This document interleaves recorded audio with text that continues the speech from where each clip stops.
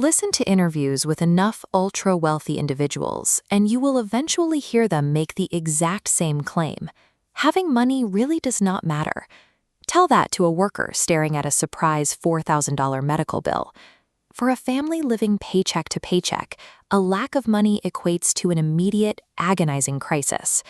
When a billionaire says their fortune is unimportant, it sounds like deliberate deception to the rest of the world. It feels insulting. Yet behavioral economists have found that both of these people are describing a genuine, measurable reality. We tend to think of a dollar bill as a fixed unit of value that means the exact same thing to everyone. In practice, money is entirely subjective.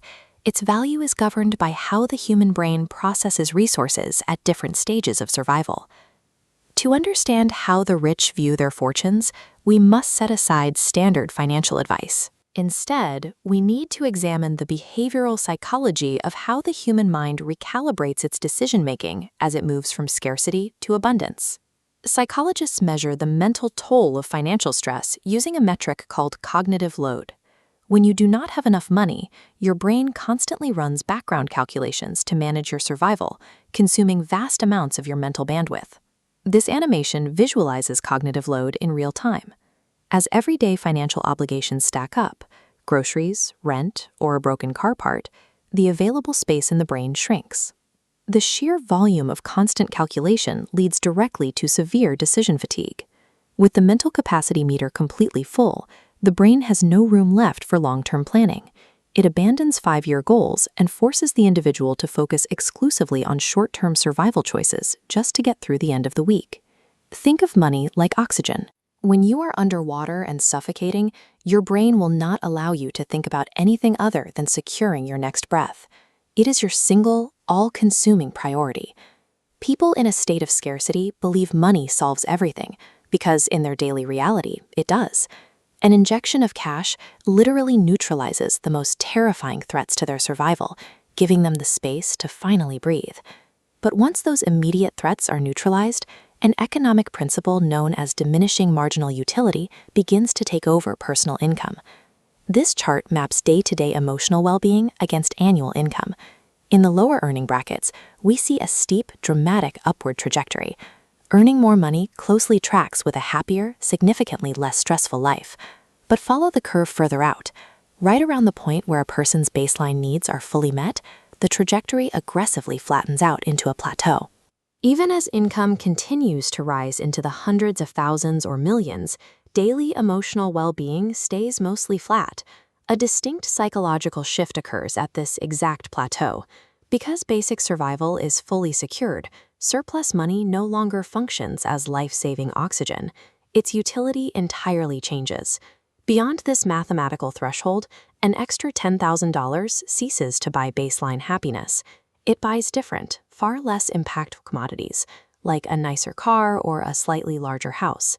At this level of wealth, individuals encounter a relentless psychological phenomenon known as hedonic adaptation.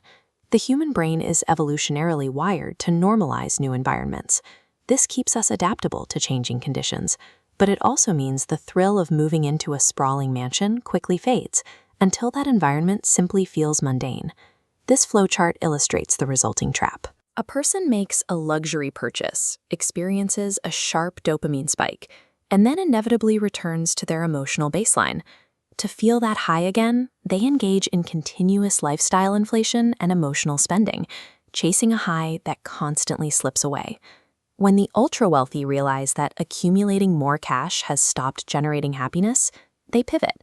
They begin trading their money for hidden currencies: time, autonomy, and physical health. Billionaires dismiss the importance of money because they have already traded their liquidity for the invisible assets that generate lasting contentment: time, autonomy, and health. The struggling worker and the detached billionaire are both telling the absolute truth. Their conflicting perspectives are dictated entirely by their specific position on the income curve. This psychological reality offers a practical roadmap for personal finance. First, prioritize building absolute financial security. Use your early savings to eliminate cognitive load and secure your oxygen before considering any other purchases. Rule number 2 applies the moment your income starts to grow. Intentionally reject lifestyle inflation. By keeping your expenses low as your wealth builds, you refuse to step onto the hedonic treadmill in the first place. And the final rule: treat every surplus dollar as a highly specific tool. Instead of using it to buy status, use it as a token to buy back fractions of your own time and freedom. Money is purely infrastructure. The ultimate currency of contentment is achieving total control over your time, your choices, and your life.